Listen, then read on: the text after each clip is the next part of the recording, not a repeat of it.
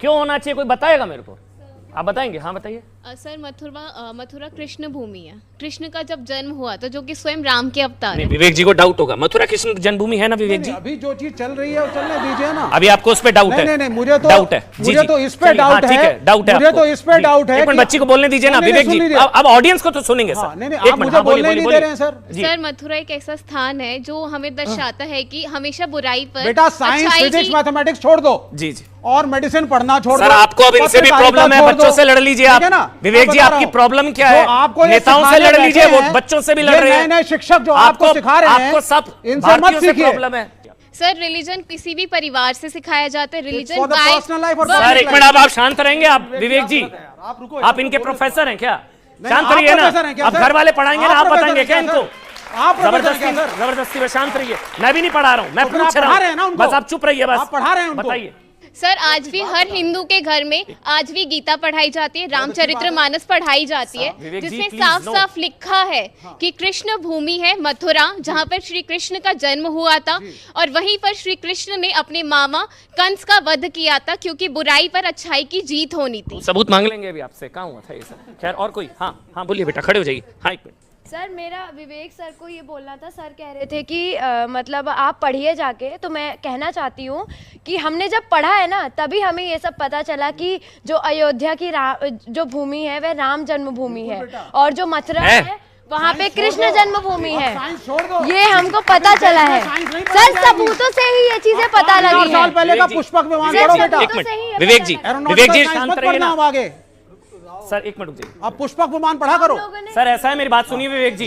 एक तो ना ये आस्था पुष्प, इस पर सवाल मत उठाइए सर, दूसरी तरफ उठ जाएंगे तो अभी आप शो छोड़कर चले जाएंगे। आप डाइवर्ट कर रहे हैं। मैं बता रहा हूँ आपको, बच्चों को गलत इसलिए शिक्षा दे रहे हैं पुष्पक विमान जिस बारे में ज्ञान ना हो ना तो शांत रहना चाहिए। ज्ञान चाहिए भी नहीं। मैं अगर दूसरे धर्म के बारे में बोलूंगा अभी शो छोड़कर चले जाएंगे। मैं हूँ और 2023 में साइंस की बात करूंगा। मैं बता रहा हूँ अभी धरती चपटी बत्ती वाले सवाल पूछूंगा, चुप हो जाएंगे। आप चुप रहिए। आप बीजेपी की बात करिए। सर एक मिनट बच्चे से पूछ रहा हूँ प्लीज।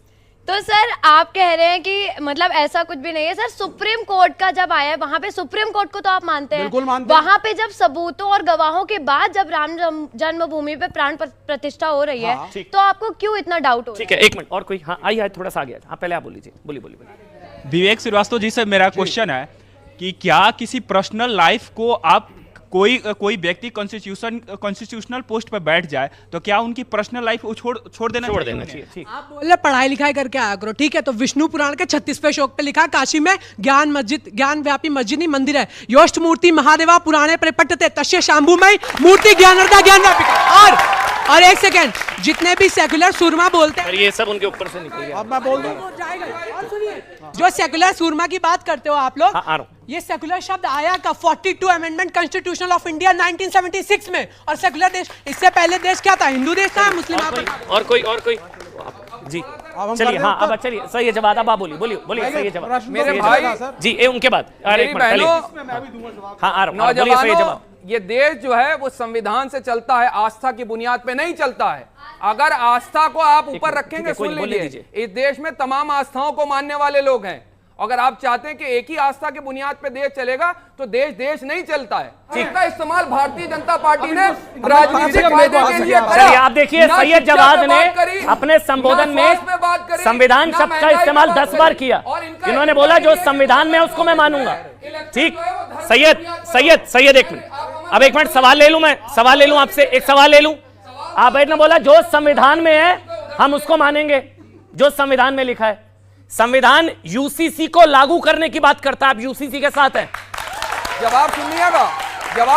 हाँ जवाब सुनिएगा। आर्टिकल 44 बताइए। भारतीय जनता पार्टी के लोग, छोड़िए ना, आप बोलने दीजिएगा, साथ हैं? बोलने दीजिएगा। आप संविधान के साथ हैं? कब लेकर के आ रहे हैं? आप साथ हैं? बोलिए। कब लेकर के आ रहे हैं? यूसीसी ढकोसलेबाजी करना, सिवाय झूठ बोलना, लेकर के आइए, इंप्लीमेंट करिए। शंकर तिवारी सर, इंप्लीमेंट करिए यूसीसी। आज तक 9.5 साल से गुमराह कर रहे हैं, गोल घुमा रहे हैं। राजीव जेटली जी पहले विजय शंकर तिवारी। हो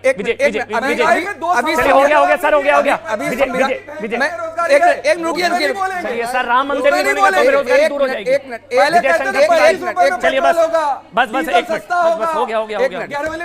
ऑडियो बंद कर दीजिए, इसमें ऑडियो। अभी संविधान की बात हो रही थी। मैं इनसे पूछना चाहता हूं कि कुरान और संविधान में अगर एक चुनना हो तो आप क्या चुनेंगे? एक मिनट रुक जाइए। एक मिनट जरूर देना। दूसरी बात मैं कहना चाहता हूँ, एक ही शब्द दे दो ना, कुरान या संविधान पहले क्या, और झूठ बोल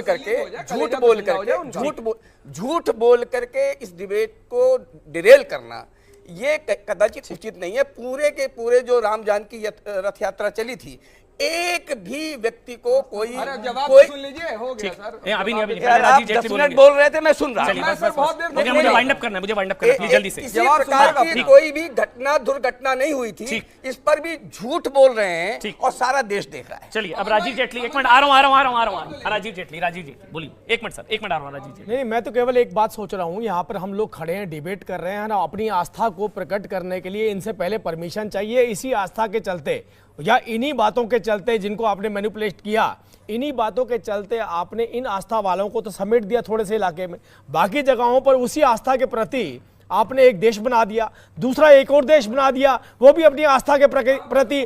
मेरा राम, मेरा भगवान, उसकी आस्था के लिए ना इस देश के प्रधानमंत्री को, ना इस देश की जनता को आपकी परमिशन की, आपकी आज्ञा की जरूरत है। और ये देश जो अपने राम के प्रति आस्था रखता है,